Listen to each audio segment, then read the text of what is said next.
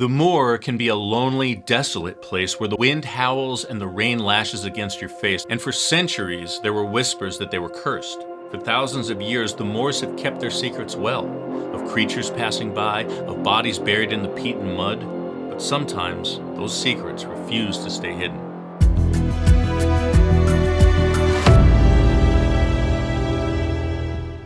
Our tale begins with a photo, a picture that captures evil itself, although you'd never know it at first glance.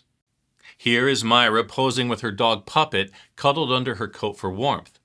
But look a little closer, and at her feet you will see a spot of disturbed earth. The body of 12-year-old John Kilbride lay in a shallow grave under her leather boots. On November 23, 1963, little Johnny was doing some odd jobs for some vendors at the public market just outside of Manchester, England. His parents didn't know he was there. They had sent him to the movies earlier that day to get him out from underfoot. But he was a clever boy and knew where he could earn some pocket money. And that's where Brady and his girlfriend Myra Hindley spotted him. With promises of money in exchange for his helping loading some boxes into her car, Myra lured him away, and the 12-year-old met a gruesome death at Ian's hands on Saddleworth Moor. She was 18, only 6 years older than John, when Myra first laid eyes on 22-year-old Ian. The two of them worked together, and for Myra, it was love at first sight. It took Ian a little longer to come around to the idea, but after a first date just before Christmas in 1961, they soon became inseparable. A year later, they moved into Myra's grandmother's home. Myra was a willing participant in his sexual fantasies. He enjoyed taking pornographic pictures of her sporting bruises on her body, and sometimes they would sell them for extra cash. They spent time reading to each other works of philosophy, crime, torture, and even accounts of Nazi atrocities during the Holocaust. Ian was fascinated with the Nazis, so she took care to copy his idea of the perfect Aryan woman.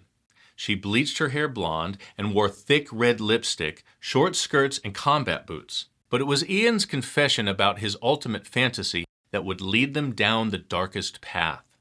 He wanted to commit the ultimate crime, and Myra was his perfect partner for the task. They began to drive around Manchester, England, looking for victims, and Myra behind the wheel of a van with Ian riding his motorcycle behind her. On July 12, 1963, Pauline Reade's path crossed theirs. The 16-year-old was on her way to a dance when she passed Ian. He blinked his headlight. That was the signal he set up with Myra. As she leaned out of the window to offer her a ride, Pauline must have realized she knew this woman. She lived nearby Myra's family, and she was friendly with her younger sister. So when Myra told her she'd lost an expensive glove on the moor and needed help finding it, Pauline thought nothing of hopping in the van to lend a hand. And the two sped off toward the Saddleworth Moor, where Ian was waiting for them.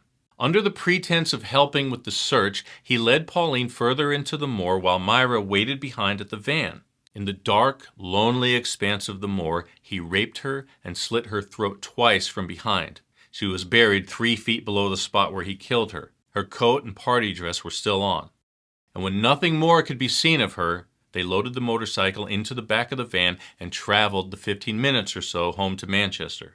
It would be decades before Pauline's body was found, but only months later they took 12-year-old Johnny. He was also raped, but the knife they brought along was too dull to cut his throat, so they strangled him with a piece of twine instead. But their thirst for blood still wasn't satisfied.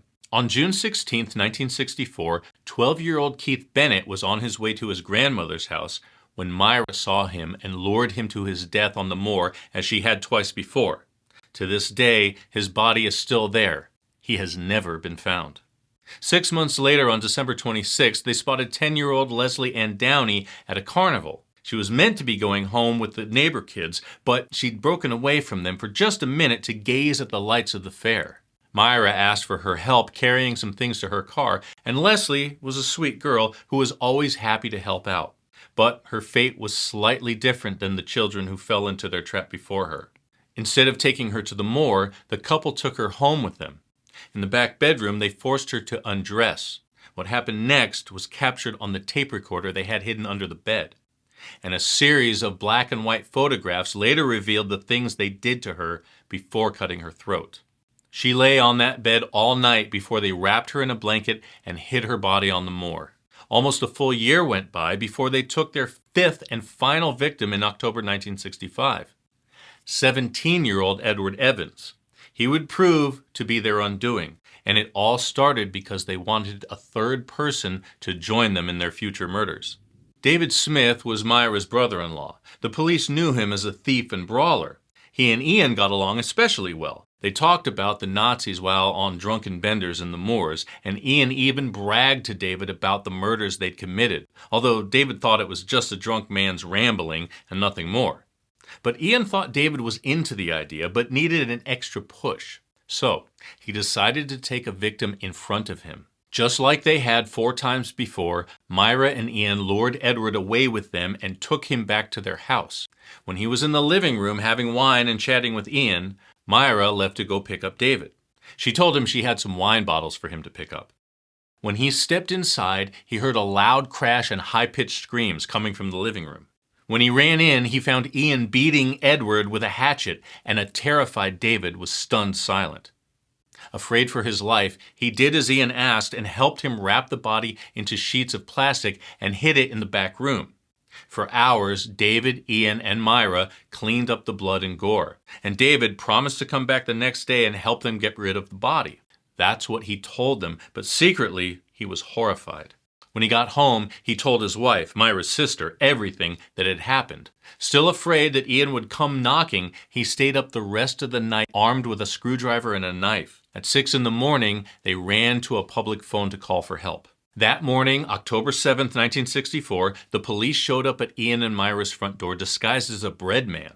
He knocked, and Myra answered, remarking that the man had the wrong house, but when he flashed his badge, she let him in. The two of them were cooperating until he came across the locked door of the back room. Myra claimed she didn't have the key, but when Ian realized their deadly game was well and truly over, he told her to open the door. Inside, police found Edward Evans' bloody beaten body. Ian was arrested on suspicion of murder on the spot. Myra's role in the murders wasn't known yet. It would take decades to get the truth out of her.